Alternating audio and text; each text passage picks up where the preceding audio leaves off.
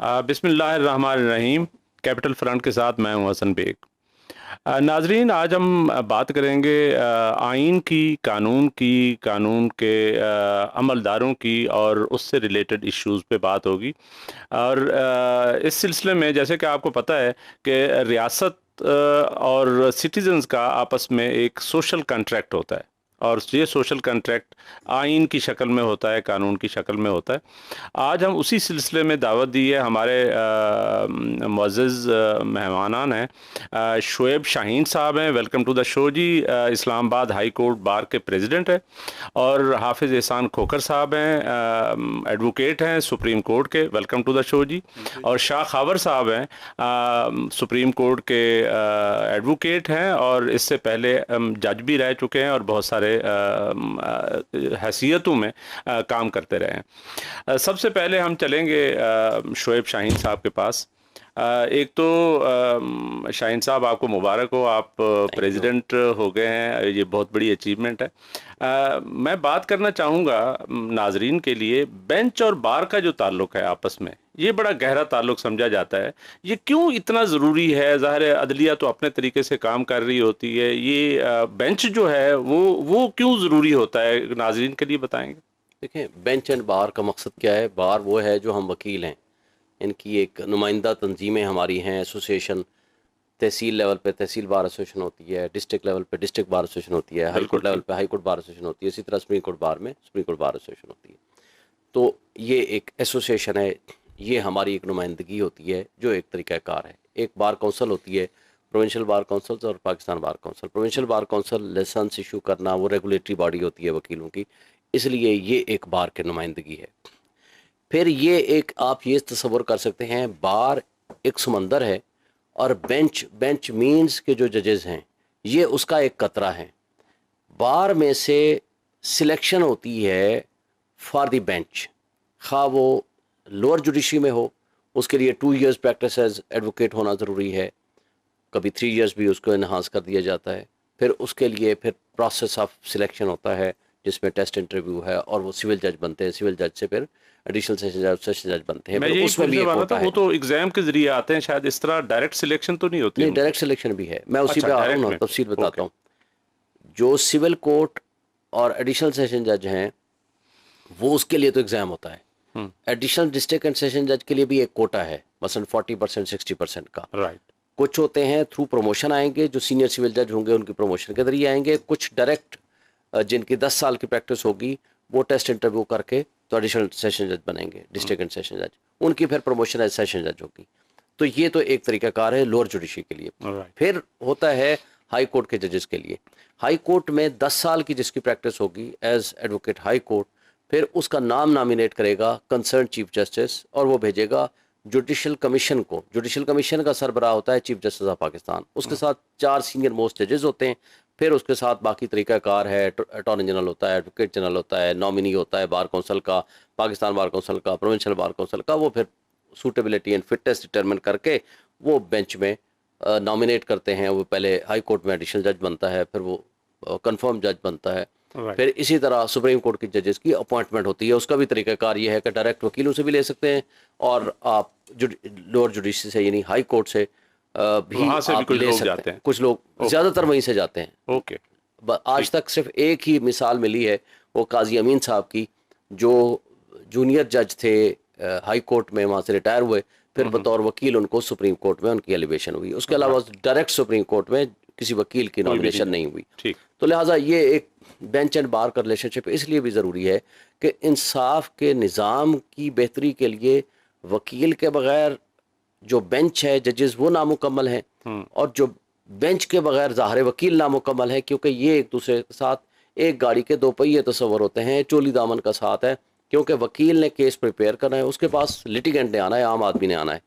एक जो judicial system पूरी दुनिया में मौजूद है, और वही पाकिस्तान में भी है, बिल्कुल, कि एक आम लिटिगेंट है, एक आम आदमी है, वो आएगा किसी वकील के पास, अपने ह्यूमन राइट्स की जहाँ वायलेशन हुई है, कोई फंडामेंटल राइट्स की इन्फोर्समेंट है, या कोई भी उसका सिविल राइट्स के इशू हैं या क्रिमिनल राइट्स के इशू हैं, तो वो जब वकील को रब्ता करेगा, फिर वकील का काम है उसने देखना है कि इसका केस किस कोर्ट में लेके जाना है, कौन सी अदालत में जाना है, किस कोर्ट को जुरिसडिक्शन है। मसलन ये फैमिली केस है, ये सिविल केस है, ये क्रिमिनल केस है, ये रेवेन्यू का केस है, ये ट्राइब्यूनल का केस है, ये कौन सी कोर्ट में इस केस को लेकर जाना है।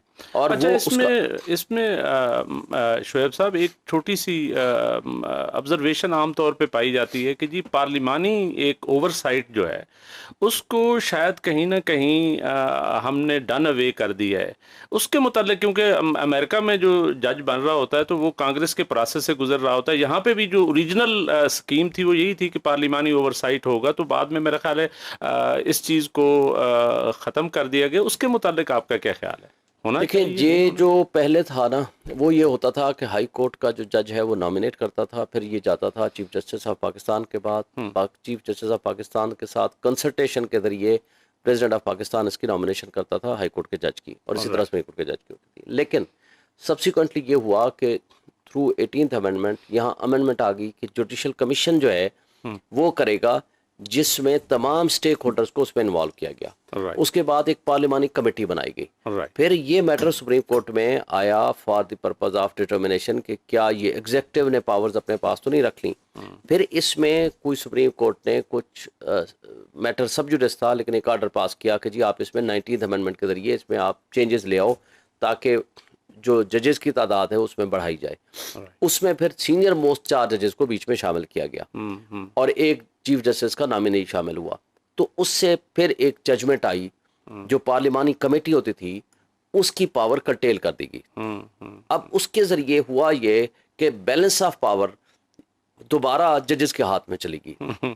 अब इसी तरह जो जुडिशल काउंसिल की प्रोसीडिंग्स हैं, जब किसी जज के खिलाफ प्रोसीड करना हो तो पार्लियामेंट को पावर नहीं है या किसी और अथॉरिटी को पावर नहीं है, वो जुडिशल काउंसिल को पावर है, जिसमें chief justice of Pakistan, 2 senior most जजेस सुप्रीम कोर्ट के और 2 जो चीफ जस्टिस सीनियर मोस्ट होंगे वो उसका 5 मेंबर उसका हिस्सा बनेंगे, उनके खिलाफ प्रोसीडिंग हो सकती है। ये बात दुरुस्त है कि जो बैलेंस ऑफ पावर है वो जुडिशरी के हाथ में है। और अभी आपने देखा काजी फाइज साहब वाला केस जो सामने आया था, जब जुडिशल काउंसिल में प्रोसीडिंग शुरू हुई तो काजी साहब ने उसको चैलेंज कर दिया बिफोर दी सुप्रीम कोर्ट, क्योंकि वो जो जुडिशल काउंसिल की प्रोसीडिंग्स हैं वो कोर्ट की प्रोसीडिंग्स नहीं कहलाती, क्योंकि वो रिकमेंड कर सकते हैं टू द प्रेसिडेंट या फिर गवर्नमेंट जो भी होगा, फिर वो उसके ऊपर ऑर्डर पास करेंगे। तो जब सुप्रीम कोर्ट में मैटर आया तो पहले एक जजमेंट आई और उसके बाद फिर रिव्यू आया और रिव्यू के नतीजे में फाइनल जजमेंट आई। तो इसलिए ये बात दुरुस्त है कि पार्लियामेंट का वो अख्तियार जो होना चाहिए था, जो intention of law making authorities थी वो जो इसमें डालना चाहते थे, वो सब्सिक्वेंटली चेंज हुआ with the intervention of the supreme court. वो रोल जो पार्लियामेंट का होना चाहिए था वो नहीं है। लेकिन बात यह है कि पार्लियामेंट अपना रोल पहले साबित करे। जो सियासी मामलात हैं वो भी लेकर सुप्रीम कोर्ट में गए हुए हैं, जो सियासत के मामलात हैं। सियासी मामलात से मुझे याद आया, हाफिज एहसान खोखर साहब ये बताएं कि ये 63A का केस जो है ना रेफर हुआ है, तो आप कॉन्स्टिट्यूशनल एक्सपर्ट भी हैं, तो ज़रा इस पे रोशनी डालें कि ये क्या मतलब इसमें क्या होना चाहिए, आपकी राय में क्या है? बेग साहब आपका बहुत शुक्रिया, और जो आज आपने पैनल बुलाया है ये प्योरली आपने लीगल फैटर्निटी के लोग बुलाए हैं। जी बिल्कुल, और मैं समझता हूँ कि ये जो आजकल करंट इश्यूज चल रहा है उसके अंदर ये पहला इस तरह का प्रोग्राम है कि जिसके अंदर सिर्फ़ और सिर्फ कॉन्स्टिट्यूशन पे, जस्टिस पे और जो हमारे करंट इश्यूज उन पे बात है। दूसरा, आपको बहुत बहुत मुबारकबाद और वेलकम कि आप मीडिया वर्ल्ड के अंदर आए, और ये बड़ी अच्छी आपकी एफर्ट है आपकी, और इंशाल्लाह हम आप दुआ करते हैं कि आप इस फील्ड के अंदर भी आप कामयाब हों। Thank you. अब आ जाते हैं कि जो आपने इम्पॉर्टेंट इशू किया है, जो इस वक्त करंट पॉलिटिकल भी है, कॉन्स्टिट्यूशनल इशू भी है। इसकी जो चीज़ें स्टार्ट हुई हैं वो हुई हैं कि वोट ऑफ नो कॉन्फिडेंस जो है उसको प्रेजेंट किया गया पार्लियामेंट के अंदर आर्टिकल 54 के अंदर, और आर्टिकल 95 के अंदर उस वोट ऑफ नो कॉन्फिडेंस की प्रोसीडिंग्स का एक तरीक़ेकार है। अब जब दोनों चीज़ें जो हैं वो पार्लियामेंट के अंदर गईं तो कुछ जो रूलिंग पार्टी के लोग थे उनके इंटरव्यूज़ आए, और उसके बाद ये है कि उनको किसी जगह आइडेंटिफाई भी किया गया। तो वहाँ से एक चीज़ ये आई कि जी आर्टिकल 63A जो कॉन्स्टिट्यूशन का है उसको किस तरह इन्वोक किया जा सकता है, या उसका प्रोसेस क्या है, या उसका कॉन्सिक्वेंस क्या है। آپ نہیں سمجھتے گورنمنٹ بیسیکلی پرولانگ کرنے کے لیے نہیں، اس کے اندر یہ ہے کہ جو پہلے ہیئرنگ کے اندر جو چیز آئی ہے وہ یہ ہے کہ 95 کی پروسیڈنگز نہ گورنمنٹ نے سٹاپ کرنے کے لیے کوئی پریئر کی ہے، رائٹ، نہ ججز کی انٹینشن اس کے اندر ہے، ٹھیک، اور نہ ہی یہ چیز پرولونگ ہوگی اس سپریم کورٹ کے سب جوڈس ہونے سے. ٹھیک. تو گورنمنٹ نے پھر اس کے اوپر 186 جو کانسٹیٹیوشن ہے اس کی طرف سے ایک پریزیڈنشیل کی طرف سے ریفرنس آیا اور انہوں نے سپریم کورٹ آف پاکستان سے کچھ چیزیں پوچھیں کہ آپ ایڈوائزری جورسڈکشن کے اوپر آپ بتائیں. جی آپ سمجھتے ہیں کوئی کنفیوژن تھی اس میں؟ اچھا، اس کے اندر میں اب آپ کو چیز یہ بتاتا ہوں کہ 63A جو کانسٹیٹیوشن کا آیا ہے یہ 18th امینڈمنٹ کے اندر ایک نئی کلوز آئی ہے، رائٹ، اور اس جو کانسٹیٹیوشن کا آرٹیکل ہے یہ آئین کے اندر واحد آرٹیکل ایسا ہے کہ جس کے اندر آپ نے اوفینس جو ہیں یا ایکشنز جو ہیں اس کو بھی آئیڈینٹیفائی کیا ہے اور اس کی آپ نے کانسیکوینس بھی تجویز کیا ہے. کانسٹیٹیوشن کے اندر اس طرح کا ایلیبریٹو آرٹیکل کسی جگہ اور نہیں ہے. جی اوکے. دوسری اس چیز کے اندر یہ ہے کہ اس کانسٹیٹیوشن کے آرٹیکل 63A کے اندر 4 چیزیں بڑی امپورٹنٹ ہیں. نمبر 1 امپورٹنٹ اس کے اندر یہ ہے کہ ہمارا پارلیمنٹری جو فارم آف گورنمنٹ ہے اس کے اندر ٹرانسپیرنسی کس حد تک ہونی چاہیے. ہمارا جو اس کے بعد رائٹ آف ووٹ ہے اس کے اندر جو ممبر آف پارلیمنٹ ہے اس کو کس حد تک آپ قدغن لگا سکتے ہیں اس چیز کے اندر. اور تیسرا یہ ہے کہ اگر اس کا کانسیکوینس نکلتا ہے تو اس کا رزلٹ کیا ہے. اس 63A کے اندر جو چیز آئی ہے کہ 4 چیزوں کے اندر آپ جو ممبر آف پارلیمنٹ ہے وہ اگر ووٹ ڈالتا ہے اگینسٹ دی پارٹی ہیڈ یا being a member of the پارلیمانی پارٹی، اس میں آپ کا نمبر 1 یہ ہے کہ ووٹ آف ٹرسٹ ہے، ووٹ آف نوٹ کانفیڈنس ہے، پھر آپ کا کانسٹیٹیوشنل امینڈمنٹ ہے اور فائنانس بل ہے. یہ چاروں چیزیں کانسٹیٹیوشن کے اندر ایسی ہیں کہ اگر ان چاروں چیزوں کے اندر اگر پارٹی ہیڈ کو آپ وائلیٹ کرتے ہیں تو اس کا مطلب یہ ہے کہ جو اسکیم آف کانسٹیٹیوشن ہے اس کو آپ نے ڈیویٹ کرنے کی کوشش کی اور اس کا ایک رزلٹ ہے. اب اگر رزلٹ اس کا یہ ہے کہ لا یہ کہتا ہے کہ اگر آپ نے اس کو وائلیٹ کیا اور اس کا ایک آپ کو ڈی نوٹیفائی کر دیا جائے گا، یہ تو ایک حد ہے اس چیز کے اندر. اور ڈی نوٹیفیکیشن تو اس کے بعد ہوگی کہ اگر وہ ہیڈ جو ہے میں اسی کے اندر پریزمپٹیو چیز ہے کہ اگر وہ ڈائے گا پھر اس کا ایک شو کاز ہے، پھر شو کاز کے بعد اسپیکر ایک ریفرنس بھیجے گا اور چیف الیکشن کمشنر 30 ڈیز کے اندر کرے گا، اور 30 ڈیز کے بعد یہ ہے کہ اپیل جو ہے وہ 90 ڈیز کے اندر سپریم کورٹ آف پاکستان میں جائے گی. اب یہاں پہ اس چیز کے اندر یہ ہے کہ ساری ڈیموگرافی جو ہے وہ چینج ہو رہی ہے کہ گورنمنٹ کے پاس 176 رپورٹڈلی ممبرز ہیں.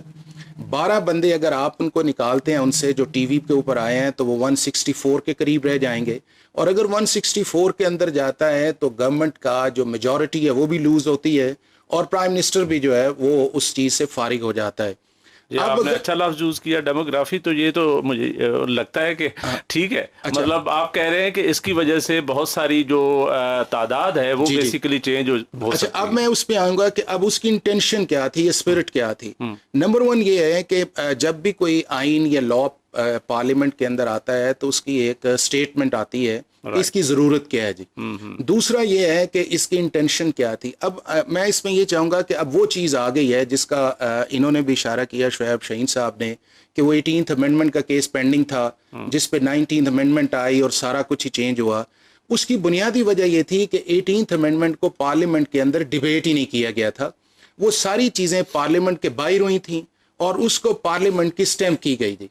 اب اگر وہ مجھے یاد ہے 18th امینڈمنٹ کے وقت آپ کو یاد ہے کہ 1.5 سال کا عرصہ گزر گیا، اس کے بعد مسلم لیگ نواز نے یہ کہا کہ جی یہ جان بوجھ کے پیپلز پارٹی یہ امینڈمنٹ نہیں کرنا چاہتی. تو نہیں میں بیگ صاحب اس میں یہ ہے کہ میں اس پروسیڈنگز کی بات کر رہا ہوں جو پارلیمنٹ کے اندر ہے اور اس پروسیڈنگز کے اندر پی ٹی آئی اس وقت پارلیمنٹ کا حصہ بھی نہیں تھی.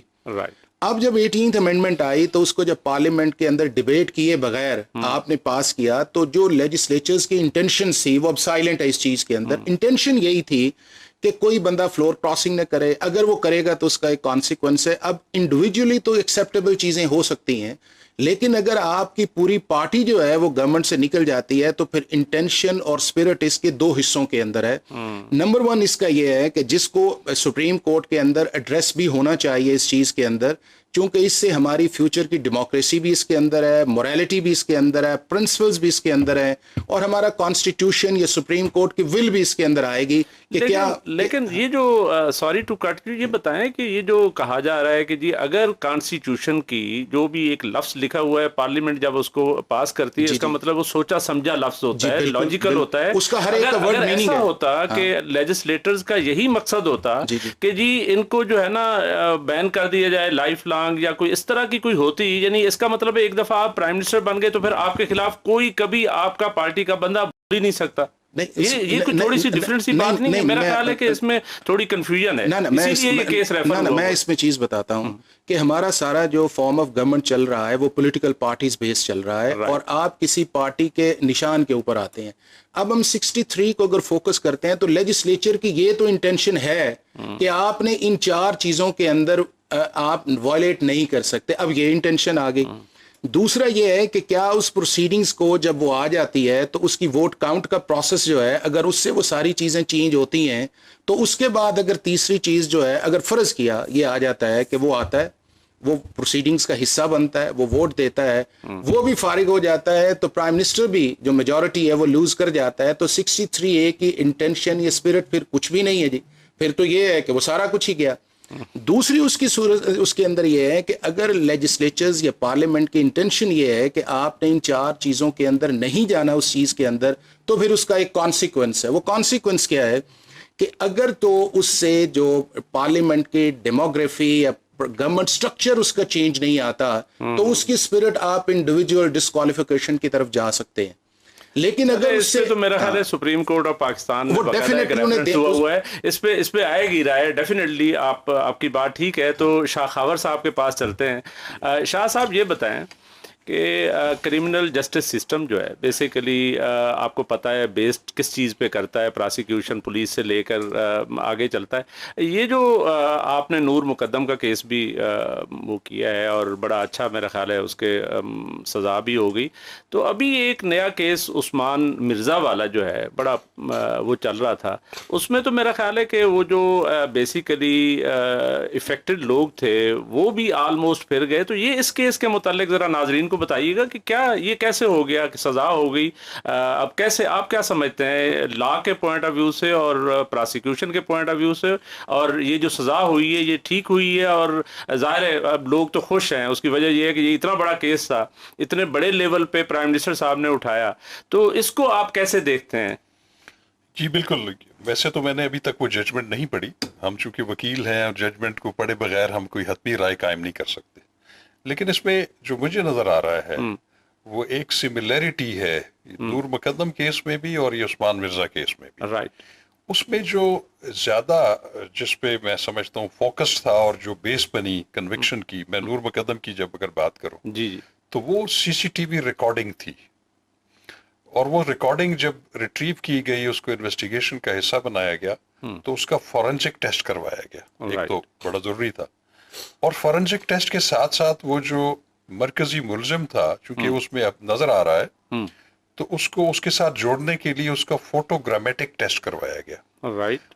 وہ ایک تو CCTV ریکارڈنگ کی جو فورنسک رپورٹ اٹ سیلف ایک بڑا اچھا پیس آف ایویڈنس تھا, ساتھ جو فوٹوگرامیٹک ٹیسٹ جو ملزم کا ہوا تو انہوں نے اس چیزوں کو جوڑ دیا. یہاں عثمان مرزا کیس میں بھی مجھے لگتا یہ ہے کہ یہ جو ریکارڈنگ جو ہوئی تھی وہ جو انہوں نے خود ہی کی تھی اور اسی پہ بیس بنا تھا, اسی سے ہائی لائٹ ہوئی اور اسی پہ پولیس نے پھر اس پہ جو ہے وہ کیس جو ہے رجسٹر کیا. اب اس میں ایک امپورٹنٹ بات یہ ہے کہ جب اس کے جو ایکچوئل وکٹم تھے وہ خاتون اور مرد جو تھے, جب انہوں نے اپنا بیان جو ہے وہ بدل دیا ایز اے جب پروسیکیوشن وٹنس کے طور پر آئے, اور انہوں نے یہاں تک کہا کہ وہ جو مین ملزم تھے ان کو پہچاننے سے بھی انکار کر دیا اور ان کو ہوسٹائل ڈکلیئر کیا پروسیکیوشن نے, اور ہوسٹائل ڈکلیئر کرنے کے بعد ان پہ جرح بھی کی, ان کو امپیچ کرنے کی بھی کوشش کی. ایسی صورت میں یہ میرے بڑے سینئر کولیگز میرے بیٹھے ہوئے ہیں, نارملی یہ ہوتا ہے کہ اس کو as a benefit of doubt create ہو جاتا ہے تو اس کا فائدہ جو ہے وہ ملزم کو ملتا ہے. لیکن یہاں پہ میں یہ سمجھتا ہوں کہ ایک نئی جو ہے ایک ڈائمنشن کرمنل جسٹس سسٹم میں اور جوڈیشل پروناؤنسمنٹ میں آ گئی ہے. ایک تو یہ ہے کہ جو نور مقدم کا کیس ہے اس میں بھی چشمدید گواہ کوئی نہیں تھا, اس میں جو سب سے زیادہ سالڈ ایویڈنس تھی وہ آپ کی CCTV ریکارڈنگ تھی جس کا فورنسک ہوا, ٹیکنالوجی جو ہے اس نے مدد کی, DNA ٹیسٹ تھے اور فورنسک رپورٹس تھی. تو اس میں پھر یہ ثابت ہو جاتا ہے کہ اگر ایک ایسا کیس जिसमें इवन सर्कमस्टेंशियल एविडेंस जो कि साइंटिफिक बुनियादों पे कलेक्ट की गई हों, चाहे वो डीएनए रिपोर्ट्स हों, फोरेंसिक रिपोर्ट्स हों, या आपके जो रिकॉर्डिंग्स हैं टेलीविजन ये कैमरा से ली गई हैं, वीडियोस या सीसीटीवी, अगर उनको सही तरीके से कानून शहादत के मेयार के मुताबिक उनको एक एविडेंस के तौर पर प्रोसिक्यूशन पेश करेगी, तो वहां पे फिर आई विटनेस इररेलेवेंट हो जाता है। yes. तो जब देखिए उस पे प्रिजम्पशन ये है, उसकी जरूरत भी है। मेरा ख्याल है कि ये एक इनोवेशन है, मैं समझता हूँ। ये जिस एडिशनल सेशन जज साहब ने वो किया है, उन्होंने एक नई जहत दे दी है कि भले एक आई विटनेस या इवन विक्टिम, वो तो खुद तो आई विटनेस भी थे वो दोनों, अगर वो रिजाइल कर जाते हैं या होस्टाइल हो जाते हैं, तो उसको सिर्फ बेस बना के एक्विटल ना की जाए, बल्कि वो तमाम सर्कमस्टेंशियल एविडेंस और खास तौर पे साइंटिफिक बुनियादों पर जो टेक्नोलॉजी उसके बेस करके भी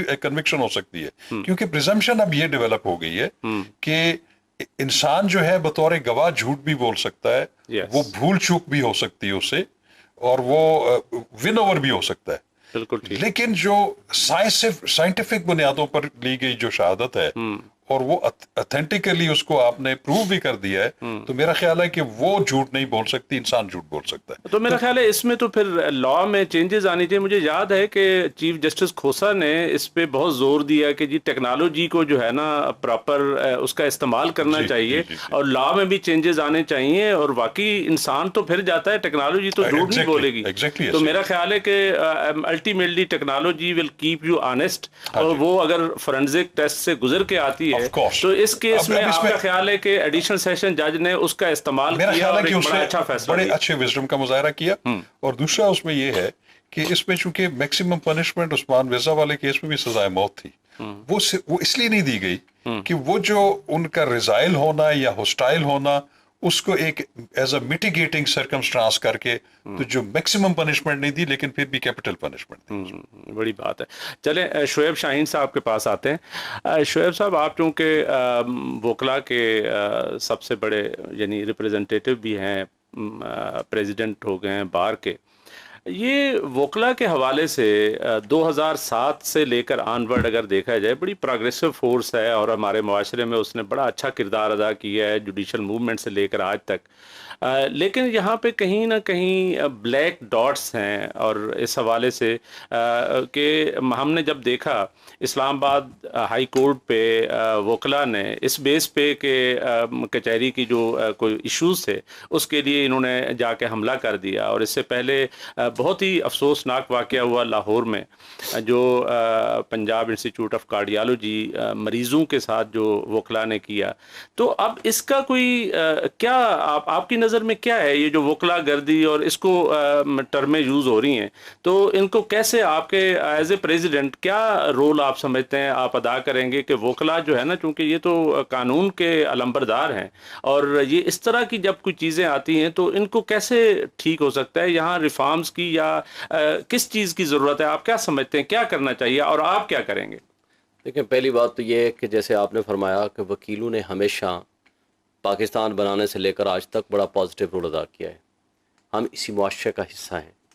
अगर लाखों की तादाद में या हज़ारों की तादाद में वकला हैं कि अगर एक शख्स गलती करता है तो उसको मीडिया ने वकला गर्दी और उसको हमारे ख़िलाफ़ एक टूल के तौर पर यूज़ किया। ये कोई इंजीनियर ने गलती कर ली ना, तो वो इंजीनियर गर्दी नहीं कहलाएगी। अगर किसी एक ब्यूरोक्रेट ने गलती की है तो उसका ये मतलब नहीं है कि सारे ब्यूरोक्रेट्स ख़राब हो गए हैं। अगर एक सियासतदान ने गलती की है तो सारे 100% सियासतदान ख़राब नहीं हैं। अगर एक वकील की गलती है तो उस वकील को कहना चाहिए कि फ़लाँ शख्स ने गलती की है। लिहाजा हमारी जो प्रोटेस्ट आज तक रही है, आपने 2007 वाली मिसाल दी, हमारे लोगों ने जानें कुर्बान की, अपना माशी नुकसान किया, सड़कों पे आए, किस चीज़ के लिए? अपनी ज़ात के लिए नहीं आए। आज तक एक फ़र्क आप देखेंगे, पब्लिक सर्वेंट्स हैं, सिविल सर्वेंट्स हैं, इंजीनियर हैं, डॉक्टर हैं, कोई भी सोसाइटी है, वो अपनी किसी ज़ाती काज के लिए उठते हैं कि जी हमारे ये मुतालबात हैं पूरे किए जाएं। तनख्वाहों में इजाफा है, किसी और मकसद के लिए है, कोई भी मकसद उनका हो सकता है। लेकिन आज तक वकीलों की कोई भी तहरीक ज़ात के लिए नहीं है कि हमारे पास केस कम है, हमें पैसे ज़्यादा बढ़ा दें, हमें ये फैसिलिटी नहीं मिल रही, हमारी ये दे दें। ठीक, आज तक वकील अगर उठे हैं ना एक काज की खातिर, وہ صرف کاز ہے. ٹھیک بات. رول آف لا کے لیے اٹھے ہیں, سپریمیسی آف کانسٹیٹیوشن کے لیے اٹھے ہیں, یا جب بھی اٹھے ہیں کسی کاز کے خاطر. وہ تو بڑا اچھا رول ہے ان کا. یہ ایک پازیٹیو رول ہے, ایک کلیکٹیو سطح پہ ہمارا رول ہے. بالکل ٹھیک. اگر ہمارے کسی انڈیویجول نے غلطی کی ہے تو اس کی سزا پوری سوسائٹی کو نہیں ملنی چاہیے. اچھا, اس میں انڈیویجول نہیں تھے, اس میں ایک پوری کمیونٹی تھی جو ہم نے دیکھا. میں آپ کو بتاتا ہوں جی. اب جہاں تک اس مواب کی بات کر رہے ہیں نا, اسلام آباد ہائی کورٹ والا واقعہ, یہ 8 فروری کا واقعہ ہے.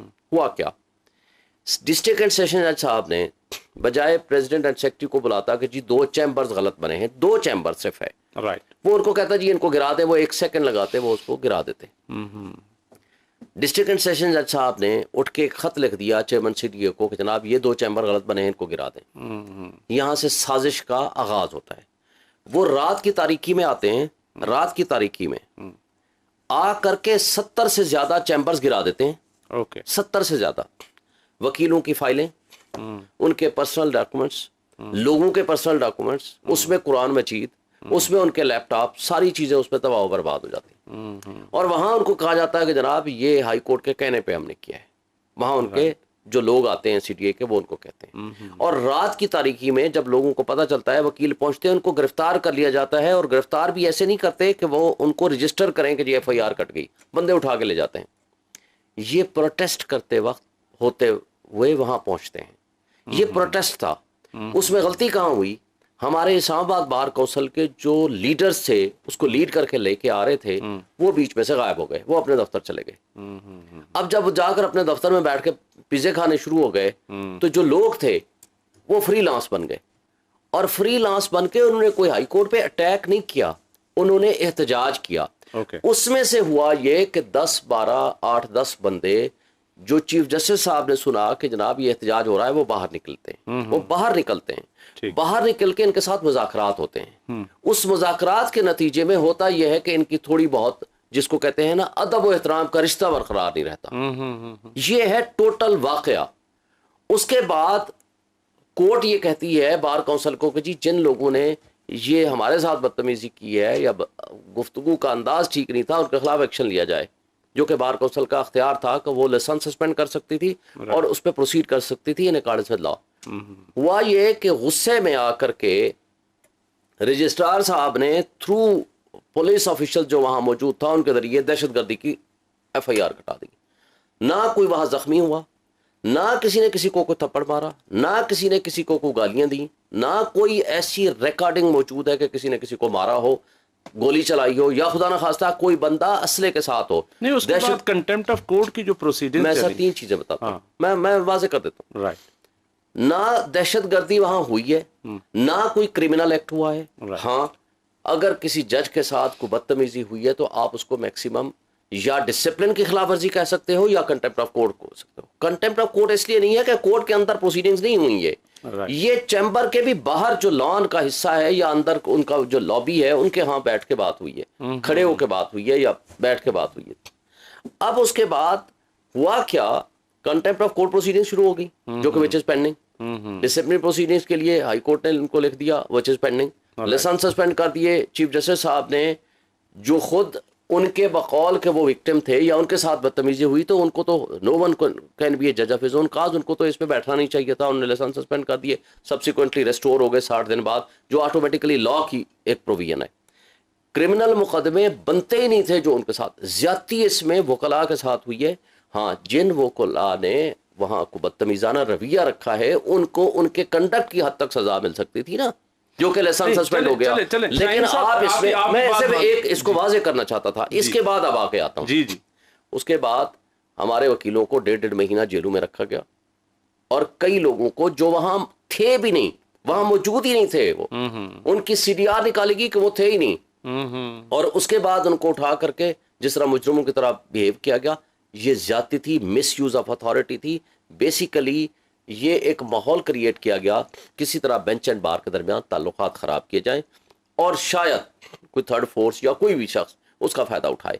تو یہ تھے اس کے واقعات اور حالات. جہاں تک ہے سوسائٹی میں ہم کیسے پازیٹیو رول ادا کر سکتے ہیں, میں نے تو یہ آپ نے بھی دیکھا ہوگا کہ لاہور میں اور گجرانوالہ میں وکلا نے ایسا بھی کیا ہے کہ ایک جج کو جو ہے نا اس کی کرسی پہ جا کے مارنا شروع کر دیا. یہ انڈیویجول کیسز ہوں گے. دیکھیں جہاں غلط ہے ہم اس کو ہم نے. اچھا ایک اور بات بتاؤں, اس واقعے کو پورے پاکستان کی لیگل فلٹرنیٹی نے کنڈیم کیا. ہم بھی کنڈیم کرتے ہیں کہ وکیلوں کو وہاں جانا ہی نہیں چاہیے تھا. اگر وکیلوں کا کوئی ایشو تھا تو ان کی لیڈرشپ کو چاہیے تھا کہ اپنے بار ایسوسیشن کے ہاں اجلاس کرتے, لیگل ریکورس کرتے, لیگل طریقہ کار اڈاپٹ کرتے اور اس کے نتیجے میں پروسیڈ کرتے. آئندہ کے لیے ایز اے پریزیڈنٹ آپ کے ذہن میں ہے کچھ کہ کیا وکلاء کو ایسا کیا جائے کہ وہ جو انڈیویجول کیسز ہیں وہ بھی کنڈیمیبل ہیں؟ پہلی بات تو یہ ہے کہ ہم نے سب سے پہلا کام پہلی میٹنگ میں یہ فیصلہ کیا ہے کہ ہم ممبرشپ اس وقت دیں گے جب ہم پراپرلی ٹریننگ دیں گے اپنے بچوں کو, اپنے لوگوں کو. جوڈیشل اکیڈمی کے ساتھ بات ہوگی ہے کہ وہ ہماری ٹریننگ کریں گے ہمارے تمام وکیلوں کی, اور اس ٹریننگ میں ہم نے اپنے ہاں بھی ٹریننگ سسٹم بنایا ہے. ایک legal education and training committee بنا دی ہے جو ایتھکس پہ بھی اور باقی لاز پہ بھی ہماری باقاعدہ بچوں کو, ہمارے بچے بچیاں جو بھی آ رہے ہیں, ممبرشپ تب ملے گی جب وہ ٹریننگ پاس کریں گے. پہلا کام ہم نے یہ کیا ہے. دوسرا کام جو آلریڈی ایڈوکیٹس ہیں ان کے لیے بھی ایک کنٹینیوس لیگل سسٹم ہم نے ایک اڈاپٹ کیا ہے. اس کے لیے ان کو بھی ہم جوڈیشل اکیڈمی کے ساتھ بھی بات کر لی ہے. ہم اپنی بھی کمیٹی بنا دی ہے جو ہم ان سے کام کرائیں گے. پہلا کام تو ہم نے یہ کیا ہے. دوسرا کام یہ کیا ہے کہ کسی کا بھی کوئی گریونس ہے, لیڈرشپ ریسپانسیبل ہے. ہم بیٹھے ہیں, ہمارے پاس کوئی بھی وکیل کا کوئی ایشو ہے ہمارے پاس لے کر آئیں. ہم اسٹرانگ فیصلے بھی کریں گے, وکیلوں کے خلاف ایکشن لینا ہوگا وہ بھی لیں گے, اگر کوئی ایگزیکٹو کے ساتھ کوئی معاملہ ہے وہ بھی ہم کریں گے. ہم کلیکٹیو سطح پہ جو بھی معاملات ہیں ہم خود ہینڈل کریں گے. ہم موب کے حوالے نہیں کریں گے کہ وہ جا کر کے اس میں فیصلہ کر لیں. اس میں غلطی یہ ہوئی ہماری لیڈرشپ کی, میں نے آپ کو کہا نا کہ بار کونسل کی غلطی تھی. پھر اس میں نقصان یہ کیا, انہوں نے بار کونسل والے خود انہوں نے جان بوجھ کے بینچ اینڈ بار کے درمیان اختلاف پیدا کیا تاکہ اس میں ان کو ذاتی فائدہ ہو سکے. That was the actual problem جس کی وجہ سے ہمیں یہ فیس کرنا پڑا. اگر ہماری لیڈرشپ ٹھیک ہو, ہماری لیڈرشپ اسٹرانگ ہو اور وزڈم رکھتی ہو تو یہ مسائل کوئی مسائل نہیں ہوتے. آپ کے پاس ایک طاقت ہے, اس طاقت کا اگر پازیٹیو آپ استعمال نہ کریں گے تو اس نیگیٹیوٹی کی طرف بھی جا سکتی ہے. تو اس لیے بینچ اینڈ بار کے درمیان ہمیشہ ہم نے پروفیشنل وکیلوں کو آگے لے کر آئے ہیں. پروفیشنل وکیل جو ہے وہ بینچ اینڈ بار کا احترام جانتا ہے اور وہ کرتا ہے, جس کی وجہ سے مجھے یہ الیکشن میں نے کبھی نہیں لڑنا چاہتا تھا. میں لڑا بھی اس لیے ہوں کہ اس وقت جو کرائسس تھا اس کو ریزالو کرنے کے لیے پازیٹیو طریقے سے پازیٹیو لیڈرشپ آگے آئے گی. اسٹرانگ, بولڈ اور انڈیپینڈنٹ بار ہی rule of law and supremacy of constitution کی ضامن ہوا کرتی ہے. اگر بار اسٹرانگ نہیں ہوگی تو بینچ بھی کبھی اسٹرانگ نہیں ہو سکتا. تو اس لیے بار اسٹرانگ کرنے کے لیے اور ہم نے اپنے پرنسپل سٹینڈ لینے کے لیے سو آئی کیم, اور انشاءاللہ ہمارے پاس اور بہت سارے باتیں ہیں جو ہم بہت زبردست. ابھی مجھے کہا جا رہا ہے جی ایک کمرشل بریک لیں گے اور کمرشل بریک کے بعد پھر حاضر ہوتے ہیں. جی شعیب شاہین صاحب کے ساتھ ہی ہم آئیں گے حافظ احسان کھوکھر صاحب کے پاس. حافظ صاحب یہ بتائیں کہ ایک بڑا عجیب سا فیل ہوتا ہے, ناظرین کے لیے بتائیے گا. یہ نیب جو ہمارا ادارہ ہے یہ تو ایک بڑا اینٹی کرپشن کا ایک بہت بڑا ادارہ ہے, اور اب پتہ چلا ہے کہ وہ بہت سارے ایسے کام اس نے کیے ہیں کہ براڈ شیٹ کا جو کیس ہے اس میں نیب جو ہے بیسیکلی وہ اس کو پیمنٹ کرنی پڑ گئی ہے. جیسے یہ نیب دوسروں سے کرپشن کے پیسے مطلب وصول کرتا ہے, اسی طریقے سے کہیں اور گنوار آئے اور براڈ شیٹ کا بہت بڑا کیس ہے. آپ کو پتہ ہے کعبے موسوی نے کیا کہا ہے اس کے متعلق, کیا خیال ہے؟ بڑی عجیب سی فیلنگ ہوتی ہے کہ اب نیب جو ہے وہ ایک آلموسٹ ملزم بنتا جا رہا ہے براڈ شیٹ کے حوالے سے. بیگ صاحب, دنیا کی جتنی بھی انٹیلیجنس ایجنسیز ہوتی ہیں, چاہے وہ آپ کی ٹیکس کی ایجنسیز ویجنس کی آئیں, چاہے آپ کی اینٹی کرپشن ایجنسیز آئیں, ان کے پاس ایک فیسلٹی ہوتی ہے کہ وہ پرائیویٹ ڈیٹیکٹرز کو بھی انگیج کرتے ہیں, اور دنیا کے جو ڈیولپ ملک ہیں ان کے اندر یہ پریکٹس چلتی ہے. اور پرائیویٹ ڈیٹیکٹرز ایون یہ ہے کہ کرمنل انویسٹیگیشنز جو ہے, جو offenses ہے اس کے اندر بھی آتے ہیں, اور وہ ایویڈنس کو اکٹھا کرتے ہیں اور پھر اس ایویڈنس کو اس ایجنسی کے پریزنٹ کرتے ہیں, اور وہ ایجنسی جو ہے اس کو کورٹ آف لاء کے اندر وہ لے کے آتی ہے. جب ہمارا ملک کے اندر نیب لاء آیا, پہلے جو پچھلی گورنمنٹ تھی 97 والی, انہوں نے ایک احتساب لاء لے کے آئے. پھر جب جنرل مشرف آئے تو انہوں نے احتساب کا جو ہے ایک لاء 99 کا آرڈیننس آیا. اس 99 کے آرڈیننس کے اندر آ کے تو انہوں نے مختلف جو چیزیں تھیں جسے ہم آف شور ایسٹس کہتے ہیں, اس کے اندر یہ ایک ایگریمنٹ جو ہے وہ کیا, اور اس ایگریمنٹ کی جو ساری حقیقتیں ہیں وہ اس وقت آئیں کہ جب یہ پیمنٹ آئی اور اس پیمنٹ کے اوپر ایک کمیشن بنا اور وہ سپریم کورٹ کے ایک ریٹائر جج سے انہوں نے اس کو کہا, اور اس کا نام بھی براڈ شیٹ رپورٹ کمیشن کے نام سے آئی, اور اس کے اندر 3-4 چیزیں جو ہیں وہ بڑی امپورٹنٹ آئیں. ایک اس کے اندر یہ آئی کہ جو نیب کا اس دور کا ایگریمنٹ تھا اس ایجنسیز کے ساتھ, اس کے اندر پراپر ڈیو لیگل کنسیڈریشن جو ہے وہ نہیں کی گئی. ایگزیکٹلی میں یہی بات کہنے والا. دوسرا اس کے اندر یہ آیا کہ جو اس دور کے پروسیکیوٹر جنرل نیب تھے انہوں نے نہ ہی پراپر اسسٹ کیا نیب کے چیئرمین کو, اور دوسرا یہ تھا کہ ان کا جو فیملی ممبرز تھے وہ اسی کمپنی کے پاس امپلائی کے طور پہ بھی کام کر رہے تھے. تیسری اس چیز کے اندر یہ آئی کہ اس ایگریمنٹ کے اندر ایسی چیزیں ڈال دی گئیں جس کا ٹلٹ جو تھا وہ ٹورڈز براڈ شیٹ کمپنی کی طرف سے آیا. چوتھا اس کے اندر وہ چیز آ گیا کہ انہوں نے ایک ایسٹس کا انفارمیشن دی اور نیب نے اس کو ریفیوز کیا, اور الٹیمیٹلی وہ جو اس کا, اور یہ میں آپ کو یہاں پہ کہنا چاہوں گا کہ جو ہمارا جوڈیشل اور جسٹس سسٹم ہے اس کی ڈاؤن گریڈنگ دنیا کے اندر اس حد تک چلی گئی ہے, اور ساؤتھ ایشیا کے اندر ہم اس حد تک نیچے چلے گئے ہیں کہ اب دنیا کا کوئی کمپنی یا انویسٹرز جو ہے وہ ہماری جورسڈکشن کو نہ مانتا ہے اور نہ ہماری کورٹ کی جورسڈکشن کو ایکسیپٹ کرتا ہے جو انٹرنیشنل کانٹریکٹس ہے. بڑا انفارچونیٹ ہے. اور یہی وہ انفارچونیٹ چیز ہے کہ آپ براڈ شیٹ سے دیکھ لیں, ریکوڈکٹ دیکھ لیں, اور ریکوڈکٹ سے دیکھ لیں, آپ کارکے آپ دیکھ لیں, تو ساری جو جورسڈکشن ہے وہ کانٹریکٹ پاکستان کے اندر ہوتے ہیں, پیمنٹ گورنمنٹ آف پاکستان کرتی ہے ٹیکس پیز کی وجہ سے, اور اس کے بعد یہ ہے کہ ان کی جورسڈکشن جو ہے وہ لاز کی باہر کی ہوتی ہے, اور ایون جو ٹرائبیونلز ہیں جو ایڈجوڈیکیٹ کرتے ہیں اس کی بھی باہر ہوتی ہے. اس کیس کے اندر بھی وہ جو جورسڈکشن تھی جو کہ ہم نے سرنڈر کی, اب آپ دیکھیں کہ براڈ شیٹ ایک چھوٹی سی ڈیٹیکٹرز کمپنی ہے, اس کے اندر بھی ہم نے لا کو سرنڈر کیا, یا لوگ ہماری جو انٹرنیشنل ریپوٹیشن ہے اس کے اوپر جا کے ہمارے لا اور اسٹیچوٹس کو اور ہماری کورٹس کو نہیں مانتے اور ہم سرنڈر کر دیتے ہیں, اور سرنڈر کر کے پھر ہم چلے جاتے. وہ گئے وہاں پہ, انہوں نے اس کیس کو لڑا, اور کیس لڑنے کے بعد وہ ایک ڈگری لے کے آئے, اس ڈگری کے اوپر ایک پیمنٹس ہوئیں. اس پیمنٹس کا بھی یہ آیا کہ وہ پراپر پیمنٹ نہیں تھیں, اور اس کے اندر ہماری ہی کمیونٹی کے ایک لائر تھے, اس کے متعلق بھی سپریم کورٹ کے جو جج ہیں انہوں نے ایک آبزرویشن اس کے اوپر دی. اس کے بعد اگلی چیز یہ آئی کہ پیمنٹس بھی انہیں کر دی گئی, اور اس کے بعد اب آپ نے دیکھا ہے کہ, اور اس پیمنٹ کے اندر بھی آپ یہ دیکھیں کہ کمپنی کوئی اور تھی, پیمنٹ اس کمپنی نے اپنے آپ کے جو چیزیں تھیں وہ کسی اور کو دیں, اس کے بعد اس پیمنٹ اس کمپنی کو دی گئی, اور پھر ہوا یہ کہ ہم نے اب یہ مان لیا جو آج کل میڈیا کے اندر آ رہا ہے کہ وہی شخص جو تھا وہ اب کہہ رہا ہے کہ جی یہ جو پولیٹیکلی چیزیں جو ہیں وہ میرے پاس اس چیز کے اندر نہیں ہے. تو میں یہ سمجھتا ہوں کہ ایک بہت بڑا کوسچن مارک ہے ہمارے لیگل سسٹم کے اوپر, ہمارے نیب کے اوپر, ہماری جو ایجنسیز ہیں ان کے اوپر, کہ ہمیں اپنے سسٹم کو اسٹرینتھن کرنا چاہیے. کتنا افسوسناک ہے کہ وہ نیب جس نے وصولیاں کرنی تھیں, کرپشن کا پیسہ واپس لانا تھا, وہ اب پیسہ تو ایک بھی نہیں لایا, اور اوپر سے باہر نہیں. یہ دیکھیں نا کہ یہ آپ دیکھیں کہ 2001-2 کی بات ہے, یہ چل رہا ہے, اور اس کے بعد پیمنٹ جو ہے وہ آلموسٹ میرا خیال ہے 2008-9 میں وہ دوبارہ ججمنٹ آئی, اور پھر جو پچھلی پی ٹی آئی کی پی ایم ایل این کی گورنمنٹ تھی اس کے اندر اس کی پیمنٹس کی گئی. تو آپ یہ دیکھیں کہ 20-22 سال اگر یہ چیز چلتی رہی ہے, تو جس طرح میں نے پہلے آپ سے کہا کہ یہ بہت بڑا کوسچن مارک ہے ہمارے انسٹیٹیوشنز کے اندر, ہماری اتھارٹیز کے اندر, ہمارے لیگل سسٹم کے اندر. اس چیز کو اکنالج کیا جانا چاہیے کہ ہمارا پرسیپشن بھی ٹھیک نہیں ہے اور ہماری ورکنگ بھی ٹھیک نہیں ہے. اسی پرسیپشن کا نتیجہ یہ ہے کہ آپ کے ملک کا پٹواری سے لے کے چیف سیکرٹری تک آپ کی جو جوڈیشل جورسڈکشن ہے اس کے اوپر بھی کوسچن مارک کرتا ہے, آپ کا سٹیزن بھی جو ہے وہ بھی اس کے اوپر کوسچن مارک کرتا ہے. اور جو ہم نے 1935 کا انڈیا ایکٹ انہیرٹ کیا ہوا ہے اور اسی کے اندر یہ سارا جوڈیشل سسٹم چل رہا ہے, اسے میجر اوور ہالنگ کی ضرورت ہے.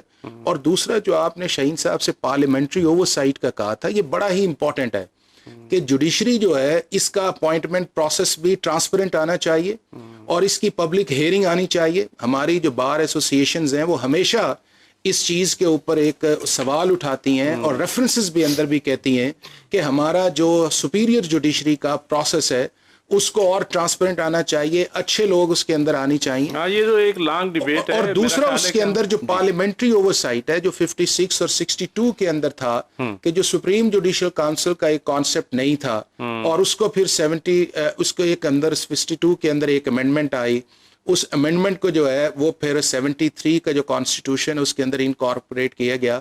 تو اس کے اندر جو پارلیمنٹ کا رول ہے وہ دونوں جگہ پہ آنا چاہیے. اور میں تو اس میں یہ کہوں گا کہ اگر پارلیمنٹ کی 2 کمیٹیز بنی ہوئی ہیں, جوڈیشل کمیشن, میرا خیال ہے کہ آپ بالکل صحیح کہہ رہے ہیں, یہ ایک لمبی ڈیبیٹ ہے, آن گوئنگ ہے.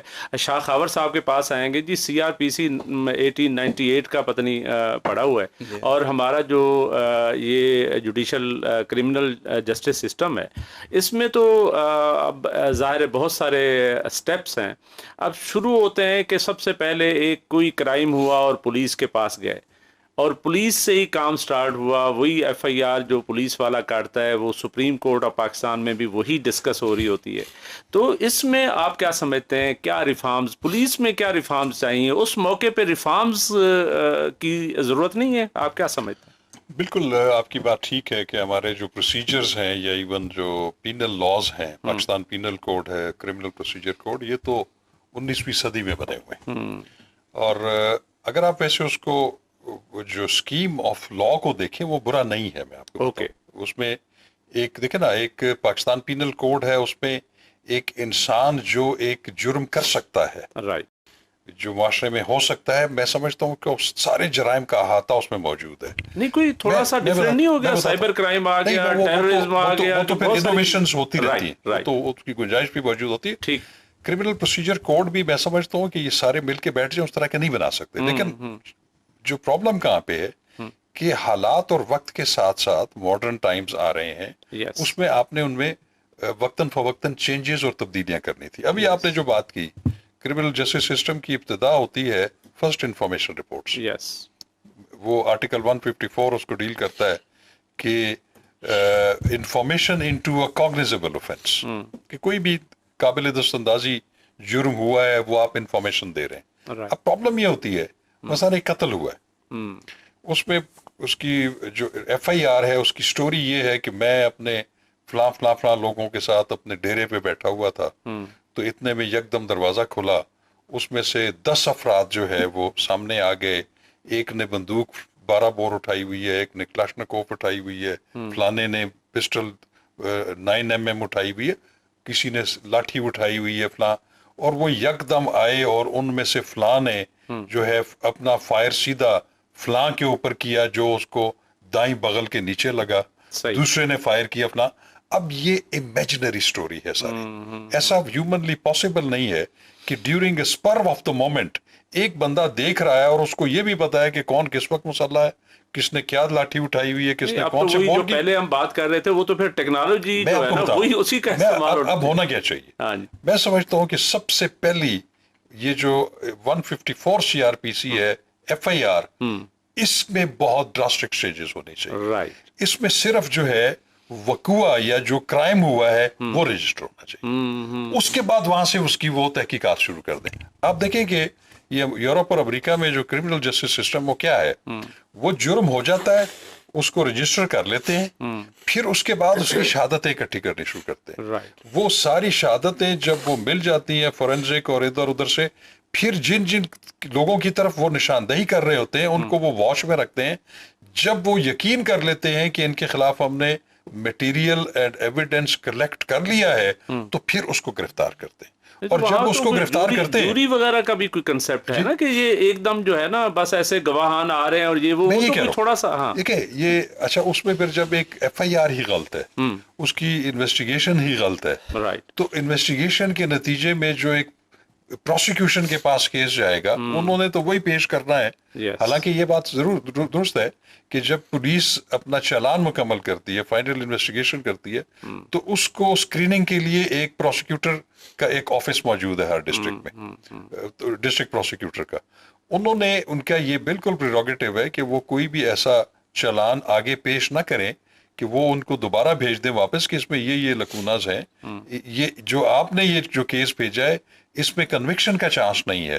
تو وہ ایک فلٹر ضرور موجود ہے. لیکن بہرحال جب وہاں سے جب عدالت میں کیس جاتا ہے تو جب ایک اچھی انویسٹیگیشن نہیں ہوئی اور اس کی پھر ظاہر ہے کہ پروسیکیوشن بھی ٹھیک نہیں ہے تو وہاں پہ جو بینیفٹ آف ڈاؤٹ ہے اس کا جو بینیفٹ ہے وہ تو پھر ایکیوز کو پہنچتا ہے. تو لہٰذا انویسٹیگیشن, پروسیکیوشن اور اس کے بعد جوڈیشری کا ایک رول آتا ہے جس میں میں سمجھتا ہوں کہ بڑی پولیس آرڈر آیا شاخاور صاحب, پولیس آرڈر آیا 2002 میں, اور اس میں بڑی ریفارمز اور ایکسیس ٹو جسٹس سسٹم آتا رہا اور ہم بڑی ریفارمز کی طرف گئے, تو کہیں پہ ریفارمز ہوئی کیوں نہیں ہے؟ میں آپ کو بتاؤں کہ وہ بھی جو ریفارمز ہوئی تھی انفارچونیٹلی وہ بھی ایشین ڈیولپمنٹ بینک سے ہم نے کوئی 55 ملین جو ہے وہ میرے خیال میں روپیز لیے تھے, اور اس میں کچھ چیزیں لے لی ہم نے, کوئی بلڈنگیں بنا لی. بالکل ایسے ہی تھا کہ وہ آپ بھی شعر و شاعری سے بڑا شغف رکھتے ہیں کہ وہ کہتے ہیں نا کہ قرض کی پیتے تھے میں اور سمجھتے تھے کہ ہم رنگ لائے گی ہماری بادہ مستی ایک دن. تو وہ جو فنڈ آیا ہوا تھا اس کے نتیجے میں وہ ایک تھوڑا سا ایک سسٹم شروع ہوا تھا جس کے نتیجے میں 2002 کا پولیس آرڈر بھی آیا تھا. اچھا تھا وہ, میں آپ کو اگر آپ دیکھیں اس میں پولیس کمپلینٹ سیلز موجود تھے جس میں آپ کے جو لوگ ہیں ان کی بھی پارٹیسپیشن تھی اس میں. پھر اس میں ایک انویسٹیگیشن کا ادارہ جو ہے وہ الگ بنا دیا گیا تھا, اور اس میں یہ بھی تھا کہ جو انویسٹیگیشن آفیسر ہوگا اس کو اس کے لاجسٹک اور اس کے اخراجات کے لیے اس کو باقاعدہ فیس دی جائے, پیسے دیے جائیں گے, فنڈز دیے جائیں گے. اب پرابلم یہ ہے, میں آپ کو ایک بڑی چھوٹی سی بات بتاتا ہوں کہ آپ اسلام آباد کیپٹل ٹیریٹری پولیس کو دیکھ لیں, یہ میرے نالج میں ہے یہ بات. آج سے 2-3 مہینے پہلے تو یہ صورتحال تھی کہ آپ نے جیسے بتایا نا کہ آج کل سارا فورینزک اور ڈی این اے کا دور ہے, اور ہر کس کیس میں جو ہے وہ ڈی این اے جو ہے وہ بڑا ضروری ہوتا ہے. 2-3 ماہ پہلے اسلام آباد کیپٹل ٹیریٹری پولیس جو ہے وہ جو لاہور کی ڈی این اے لیبارٹری ہے اس کی 1 کروڑ اور 27 لاکھ روپے کی مقروض تھی. اور اس وقت جتنے بھی جرائم ہوتے ہیں جس میں ڈی این اے ضروری ہوتا ہے اس کے لیے وہ مدعیوں کو کہتے ہیں کہ اس میں 2 ڈی این اے ٹیسٹ ہوتے ہیں, پہلے 70,000 روپے ادھر رکھیں. اور وہ پھر 70,000 جب رکھتے ہیں, اور 1-2 مثالیں ایسی بھی موجود ہیں مجھ سے بڑے سینئر پولیس آفیسرز نے شیئر کی. انہوں نے کہا کہ ایک بچے کے ساتھ زیادتی ہوئی, 9 عمر بچہ تھا, غریب ماں باپ کا بیٹا تھا, کیس رجسٹر ہوا, اس میں چونکہ ڈی این اے ٹیسٹ کے لیے ہم نے اس کا وہ سیمپل بھیجنا تھا, تو اس میں انہوں نے کہا کہ جب آئیو نے اس کو کہا کہ یار یہ 35,000 روپیہ لے کے آؤ, تو وہ تو رونا شروع ہو گیا. اس نے شکایت کر دی پولیس آفیسرز کو. جب اس ایسے آئیو کو بلایا گیا تو اس نے کہا جی بات یہ میں نے تو کوئی رشوت تو طلب نہیں کی, میں وہ 35,000 روپیہ کہاں سے لاؤں, کیونکہ ڈی این اے لیبارٹری نے اسلام آباد کیپٹل ٹیریٹری پولیس کے ڈی این ایز لینے بند کر دیے ادھار کے اوپر کہ جب تک پیسے نہ دیے. اور اس میں پھر پتا کیا ہوا, وہ سینئر پولیس آفیسر نے مجھے یہ بتایا کہ ہم نے خود کنٹریبیوشن کر کے وہ 35,000 روپے ہم نے ارینج کیے. تو بات یہ ہے کہ پھر ریاست کہاں پہ کھڑی ہے. اگر یہ حال اسلام آباد کیپٹل ٹیریٹری پولیس کا ہے کہ جس کی انویسٹیگیشن کے لیے آئی اوز کے لیے آپ لاجسٹک یا کوئی آپ ان کو اخراجات نہیں دیتے, تو پھر آپ کیسے توقع کر سکتے ہیں؟ شاہ صاحب آپ نے وہ ایک اچھا شعر بھی غالب کا پڑھ دیا, تو وہ فراز صاحب کا بھی ایک شعر ہے کہ وہ شعیب شاہین صاحب کی طرف آئیں گے. وہ کہتے ہیں کہ شکوہ ظلمت شب سے تو کہیں بہتر تھا, اپنے حصے کی کوئی شمع جلاتے جاتے. تو یہ سہرا اب آپ کے ساتھ ہے, چونکہ پریزیڈنٹ ہو گئے ہیں, تو آپ یہ بتائیں کہ وہی کرمنل جسٹس سسٹم کی بات ہم کر رہے ہیں, اس میں ظاہر ہے پولیس سے کام شروع ہوا, پراسیکیوشن کی طرف گیا, کورٹس میں آ گیا, اور الٹیمیٹلی پیرول کی طرف چلا گیا. یہ جو کورٹس کا سسٹم ہے, پراسیکیوشن اور کورٹس کا, اور باقی جو فیصلے ہوتے ہیں, تو اس میں آپ نہیں سمجھتے کہ یہ ٹیکنالوجی کا استعمال بڑا ضروری ہو گیا ہے, اور اس میں کوئی تجویز کریں گے اپنے دور میں کہ جی کورٹس جو ریفارمز کریں, جو ریفارمز آنی چاہیے, اس میں جہاں لاز چینج ہونے ہیں وہاں پہ ٹیکنالوجی کا استعمال بڑا ضروری ہو گیا؟ دیکھیں میں آپ کو ایک انفارمیشن دیتا ہوں کہ شاہ صاحب نے بڑی خوبصورت باتیں کی ہیں, آپ کو جو فیکٹس بتائے ہیں اس کی روشنی میں پریزیڈنٹ گورنمنٹ نے بہت سارے اور کام اچھے کیے ہیں یا برے کیے ہیں, اس تفصیل میں جائے بغیر موجودہ جو لا منسٹر صاحب ہیں ڈاکٹر فروغ نسیم صاحب, ایک دن انہوں نے ہمیں بھی انوائٹ کیا اور ہم پرائم منسٹر ہاؤس میں گئے. وہاں انہوں نے کوئی 500 چینجز کو انٹروڈیوس کی ہیں لاز میں, کرمنل لا جسٹس سسٹم کو 500 چینجز, جس میں سی آر پی سی میں, پی پی سی میں. اب مسئلہ کیا ہے, ہماری افسوس کی بات یہ ہے کہ بار ایسوسیشنز, بار کونسلز اور law and justice commission of Pakistan اس بارے میں موجود ہے, اور پھر لا منسٹری, پھر پارلیمنٹ, کیونکہ لا میں امینڈمنٹ پارلیمنٹ کے بغیر تو اور کوئی کر نہیں سکتا، اس کے بغیر تو نہیں ہو اس سے صرف ایک لا منسٹر یا لا منسٹری کے حوالے اگر کر دیا جائے کہ آپ اس میں چینجز کر دیں، کہ وہ شاید وہ ان چیزوں سے کمپلیٹ مطابقت نہیں رکھتے ہوں گے جو ہم سمجھتے ہیں کہ ہم سارے سٹیک ہولڈرز مل کے اس چیز میں اپنا ان پٹ نہ دیں۔ میں سمجھتا ہوں کہ سب سے بنیادی ضرورت یہ ہے کہ ہم وہ جو لا ریفارمز انہوں نے انٹروڈیوس کیے ہیں جو کہ کمیٹی کے حوالے ہو گئی، ابھی بل کی صورت میں نہیں آئیں سامنے، اوکے، اس پہ ڈسکس کرنے کی ضرورت ہے۔ اس پہ بار ایسوسیشن کے لیول پہ میں البتہ آج آپ کے پروگرام کے توسط سے یہ کوشش کروں گا وہ لا ریفارمز جو انٹروڈیوس کی ہیں جس پہ ورکنگ کی ہوئی ہے لا منسٹری نے، ہم وہ انشاءاللہ پک کریں گے۔ اس پہ ہم پورے پاکستان سے جو کرمنل لا کے ایکسپرٹس ہیں ان کی ایک ٹیم بھی بنائیں گے اور اس پہ ہم ڈسکس کریں گے۔ جو تو اس میں سے اچھی چیزیں ہیں اس میں ہم پروپوز کریں گے کہ اس کو جو بھی گورنمنٹ یہ رہتے ہیں یا اگلے آتے ہیں جو بھی گورنمنٹ ہوگی ہم ان کے ساتھ کوآرڈینیٹ کریں گے۔ بالکل ٹھیک، اس میں ہم کنسرنڈ بار کونسلز، بار ایسوسیشنز کو بھی شامل کریں گے تاکہ ہم ایک یونانیمس قسم کا بل کی صورت میں ہم ان کو کہیں کہ یہ چینجز لے کر آؤ۔ اچھا اب تو ہو گیا یہ تو ریفارمز کے حد تک، آگے ہے امپلیمنٹیشن۔ ہمارے ہاں اصل پرابلم ہے ایگزیکیوشن۔